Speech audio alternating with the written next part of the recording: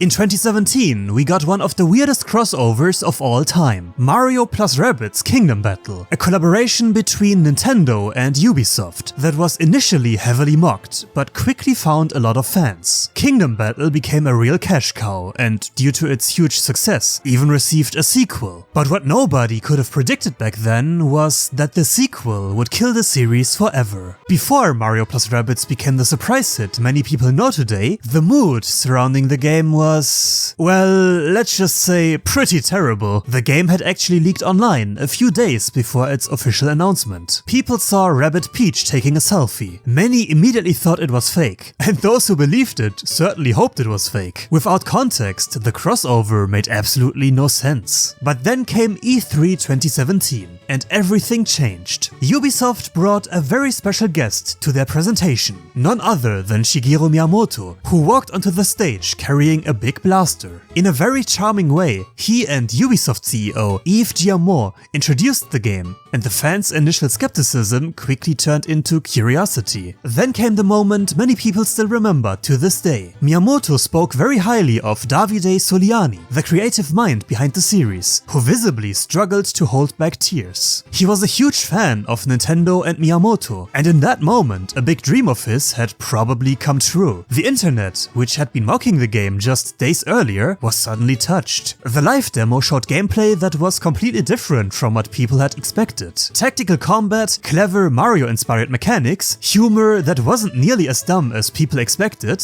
and a game that actually looked high quality. The mood completely shifted after that. Many fans were still skeptical, but also somehow excited. At the convention, long lines formed of people wanting to try the game immediately. Completely unexpectedly, the game quickly became one of the most hyped titles of the entire E3. The gameplay was based on classic strategy fundamentals. You control a team of 3 characters across a battlefield, use cover, attack enemies, and activate special abilities. What made it so cool was how strongly the identity of the Mario series was incorporated. Pipes acted as teleporters, team jumps allowed huge movements across the battlefield, enemies could be knocked out of cover with a dash or jumped on. It didn't feel like a cheap strategy game, but rather like something that had a lot of thought put into it. And the great thing was, the series was extremely accessible without feeling shallow. Because of that, the game appealed to both newcomers and veterans alike. The soundtrack was also especially well received, having been composed by none other than Grant Kirkhope, whom you may know from the iconic music of games like Banjo-Kazooie and Donkey Kong 64. At first, the series was highly controversial among fans, but after release, public opinion completely shifted.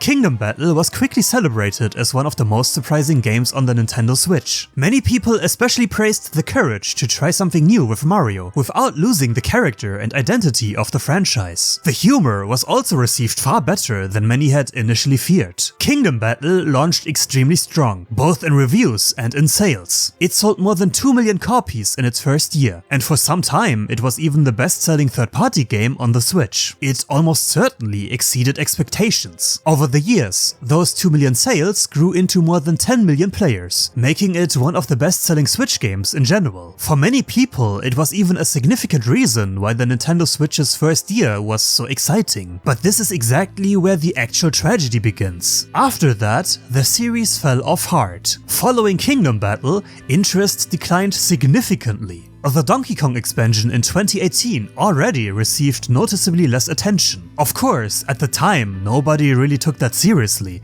but looking back, it may have been a first warning sign. 5 years later came the sequel, Sparks of Hope, and suddenly the situation looked completely different. With Sparks of Hope, Ubisoft wanted to make the series even bigger and more ambitious. And what better setting for that than outer space? The first trailer immediately gave off Mario Galaxy vibes, and the presence of Rosalina and the Lumas only reinforced that feeling. The new main feature were the Sparks, small Luma rabbit creatures that granted characters special abilities. They massively expanded the combat system and allowed for team combinations that hadn't been possible before. Although critics once again praised the sequel, it performed far below expectations commercially. Ubisoft had invested a lot of money into marketing and production, and despite that, the game was completely overshadowed during the crucial 2022 holiday season. An important factor was the release timing. Sparks of of Hope launched at the end of October 2022, placing it in a very awkward window right between Splatoon 3, Bayonetta 3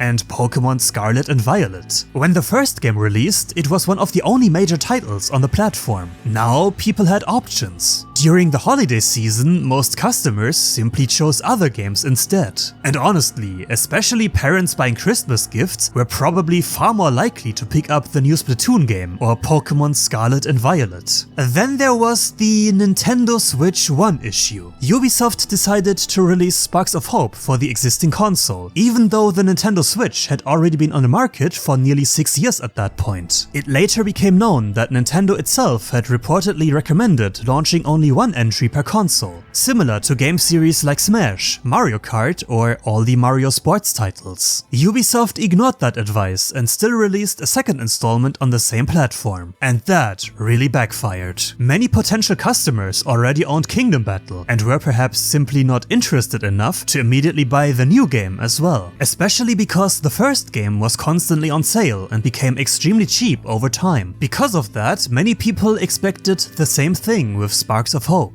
Why buy it at launch for $60 when you could probably find it for 10 to 20 a year later? I'm convinced that if they had made it a launch title for the Switch 2, just like Nintendo had recommended, many people would have bought it immediately, especially too because thematically it would have hit perfectly with the hype surrounding the new Mario movie. And then there was Ubisoft itself. Over the last few years, Ubisoft's reputation has completely collapsed, and the company's once very positive image is now basically ruined. Honestly, I think the problem wasn't the game series itself, but rather Ubisoft's many poor decisions. After the success of Kingdom Battle, Ubisoft had enormous expectations. The first game was a surprise hit, so they likely believed the sequel will be even bigger and even more successful. And that exact mindset probably became the series' downfall. Because even though Sparks of Hope still sold around 3 million copies in the end, that simply wasn't enough for Ubisoft. Ubisoft CEO Yves Guillemot openly stated that he was very surprised and disappointed